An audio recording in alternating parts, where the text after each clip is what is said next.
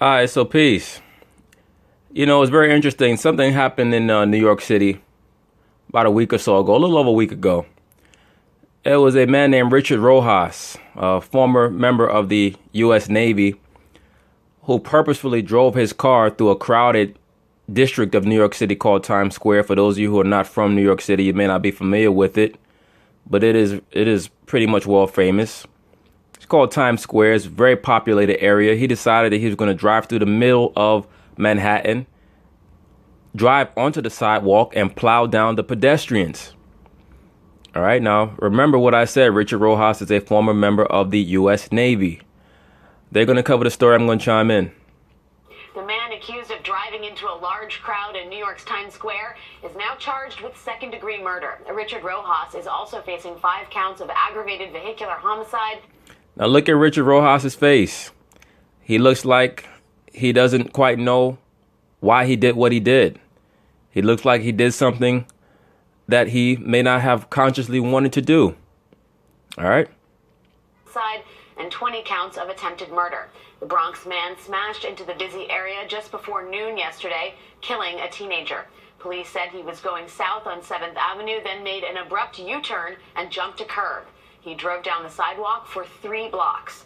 Now, for a man to be driving straight down the street and then make a complete U-turn, that means that he had an abrupt change of mind, right? He did not plan to go down to Midtown Manhattan and do what he did, or he would have just jumped the curb in a linear fashion. He wouldn't have did a complete U-turn and decided to just go right down the sidewalk. All right.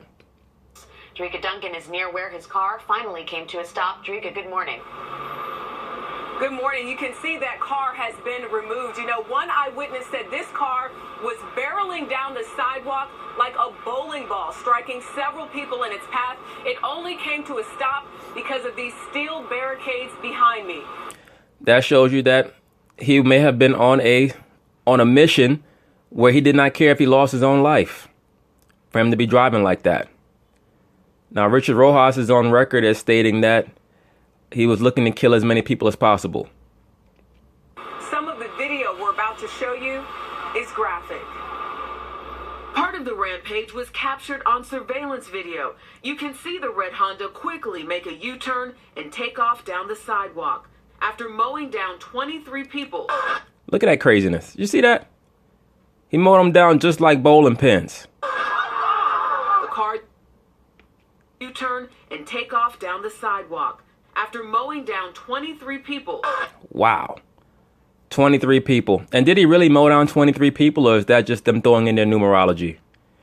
But anyway, the reason why I constantly mention him being a member of the U.S. Navy is because it's my contention, my belief, that he was a victim of mind control, or so-called brainwashing, as they call it, while he was in the military. Supposedly, he was in a Navy prison or Navy jail for a couple of months while he was there.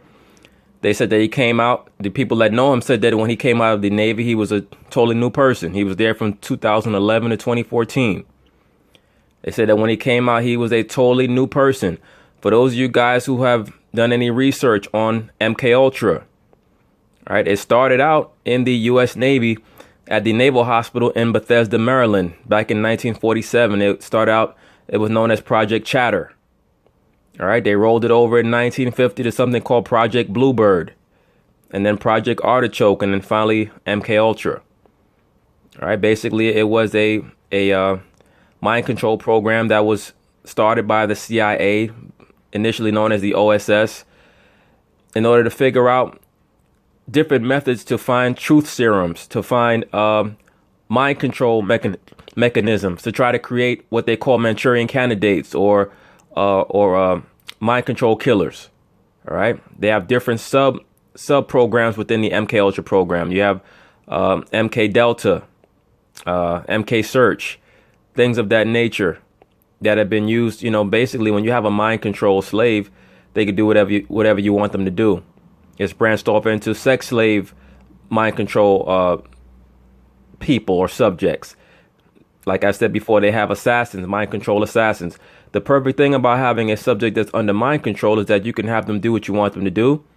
Once the operation is completed, they lose all memory of what they were assigned to do. If they get caught, they don't provide any information, because that alter can be retracted back into the subconscious of their mind. They can be put under torture. They can be killed, right? No loss. It is what it is. That's why they make films like, and I brought this out before. That's why they make films like The Manchurian Candidate or Born Identity. Those movies are based off of actual events, actual CIA programs. It is very real. All right. I believe that this man, Richard Rojas, was a victim of MK Ultra. The car then crashed into barricades meant to stop runaway vehicles. Now, the only question is he somebody who did what he did purposefully? Like, was he programmed to do this? Because many times, and I believe that he probably was, or was he just somebody who had a malfunction? Right? When MK Ultra subjects have a malfunction, they call it self-destruct programming. Oftentimes, you'll see it in the entertainment industry when you see a lot of these former child stars having mental breakdowns. People like Lindsay Lohan, Britney Spears. What's this girl name?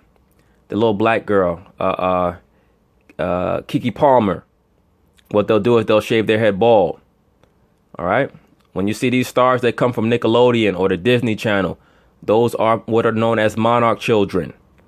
All right. They're called monarch children because they've learned a lot about the human brain based off of studying the monarch butterfly. OK. I mean, this is a very deep subject. I'll probably do a series on it. But I do believe that this man, Richard Rojas, matter of fact, I have little doubt that he was a mind control subject and mind control victim.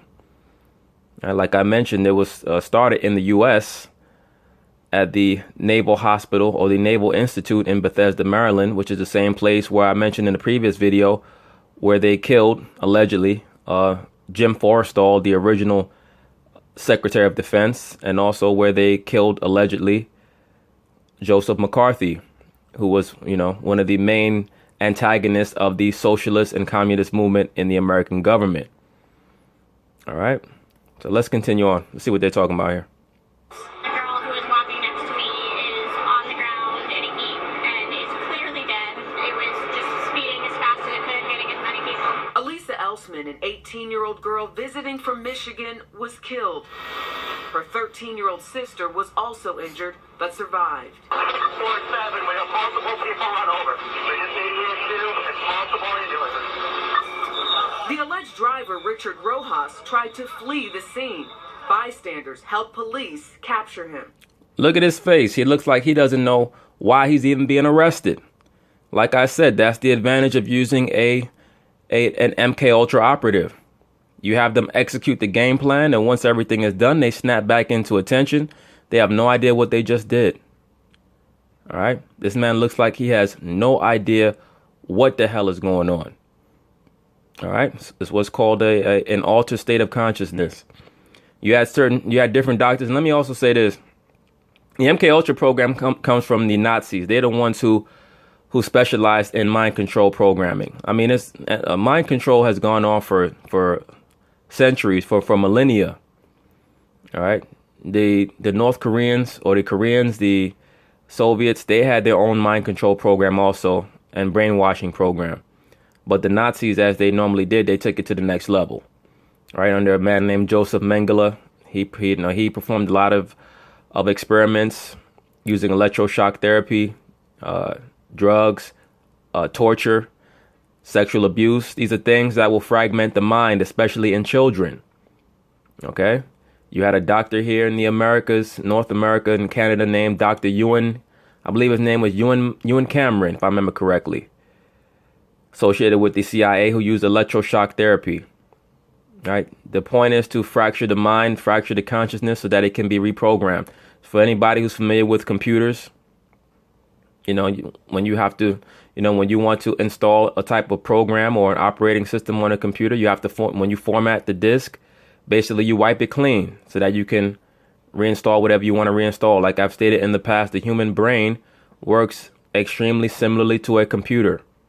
Right? The computer was basically designed based off of the understanding of the human brain. So I have no doubt that this man was a MK Ultra victim. He also allegedly had interest in Scientology. For those of you who don't know, Scientology was created by a man named L. Ron Hubbard, who was a student of a man named Aleister Crowley. All right, who's known as the Great Beast. Why is that? Because he's one of the top witches or warlocks of the 20th century.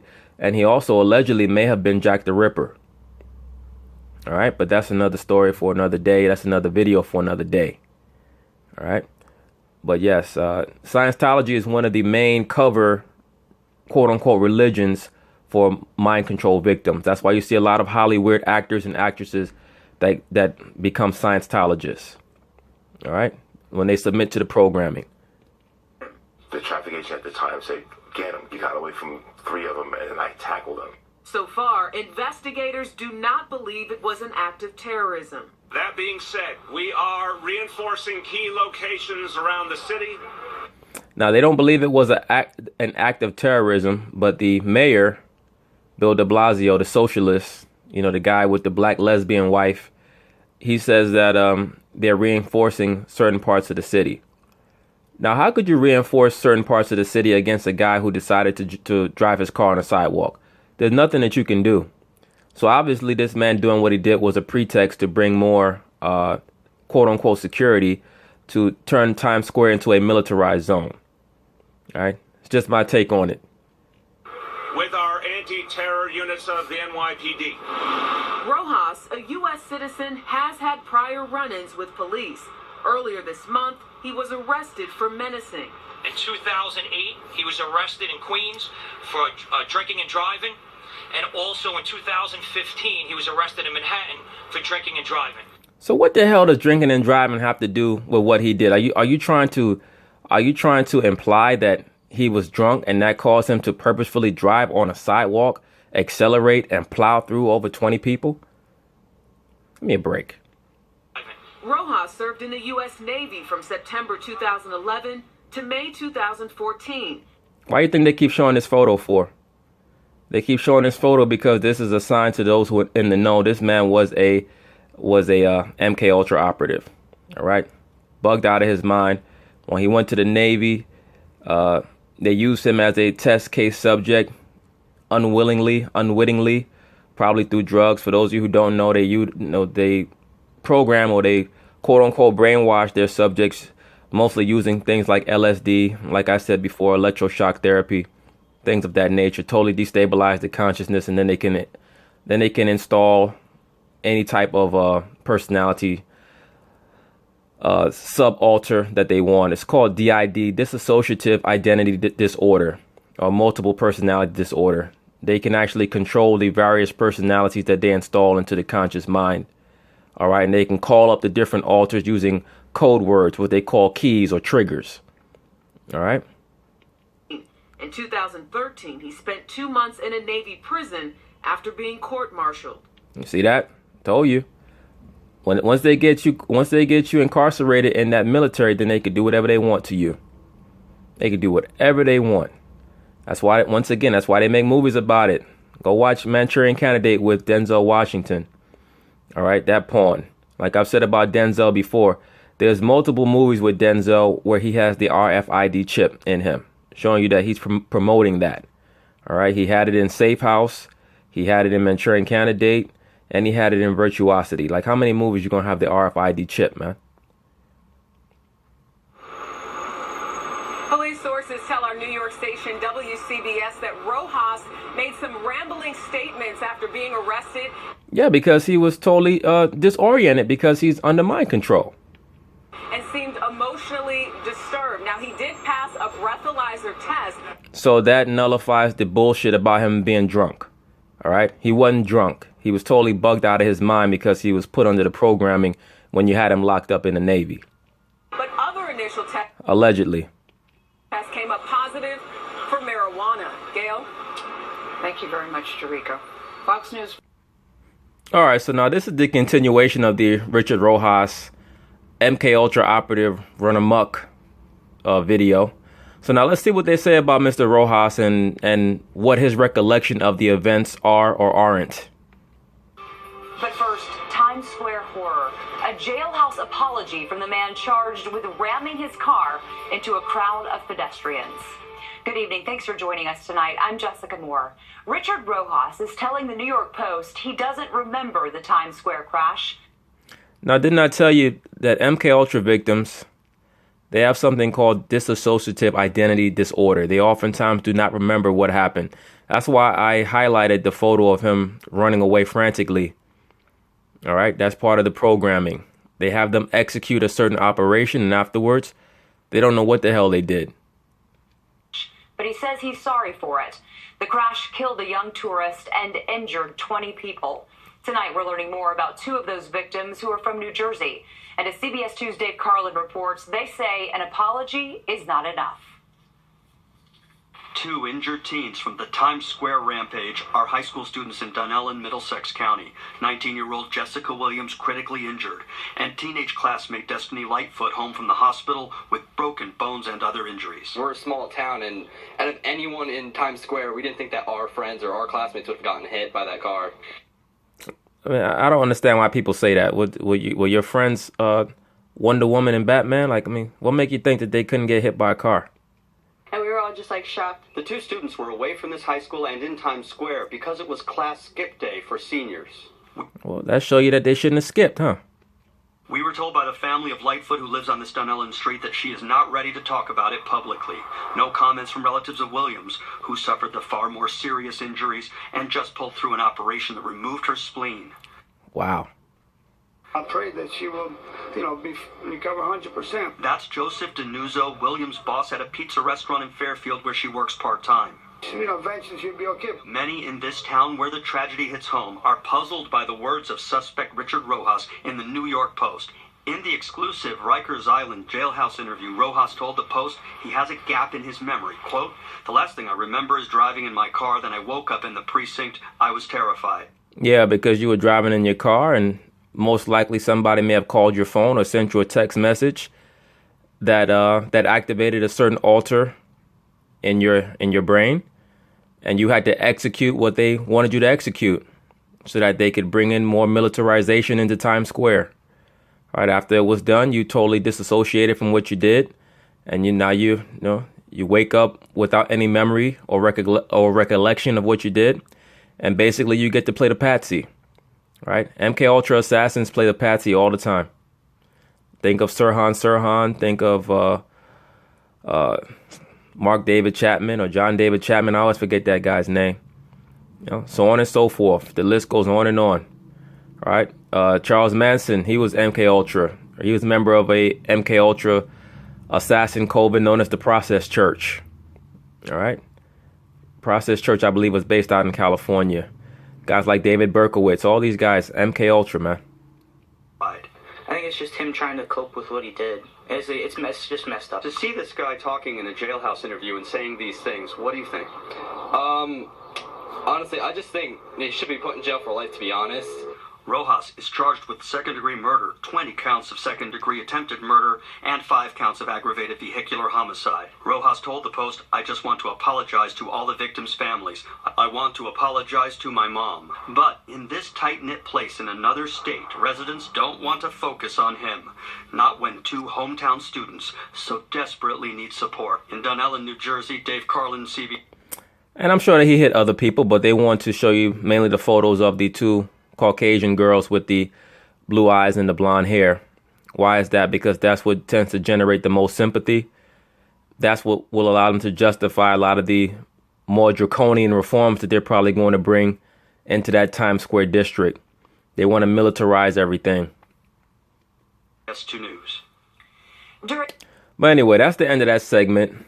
There are a lot of what they call Manchurian candidates or sleeper cells out here. When I say sleeper cell, I'm talking about a lot of these rogue MK Ultra, former military or former incarcerated people who were put under brainwashing or mind control, and they just walking around out here. You never know who the hell's out here, man. A lot of times people, you might see somebody talking to themselves walking down the street. You think that they're crazy. That they're not necessarily crazy. They just were incarcerated or they were in the military. And they got, they got put under the programming. All right. It's a very unfortunate thing, but it is what it is. But I'll probably be talking about MK Ultra more in depth later on in a series. Like I said before, if I was going to go into that then I have to start going into the Nazis, and the Nazis, that's like a damn 10-part series, man. You know, just real talk. The stuff that they were doing, the Nazis back in the 30s and 40s, you're still seeing the effects of it today. That's why they were brought over to America in Operation Paperclip. The Americans, they wanted, the Caucasian Americans that were in the government, they wanted to learn what the Nazis knew. All right. The Nazis are the ones who set up the SS, basically set up most of the CIA. All right. A lot of the things that they were doing over there in Germany, the propaganda and the intelligence techniques that they were doing or that they were utilizing, they came and they implemented them into the CIA. All right. The SS basically opened up a CIA within the CIA. Okay. But that's another story for another day. Peace.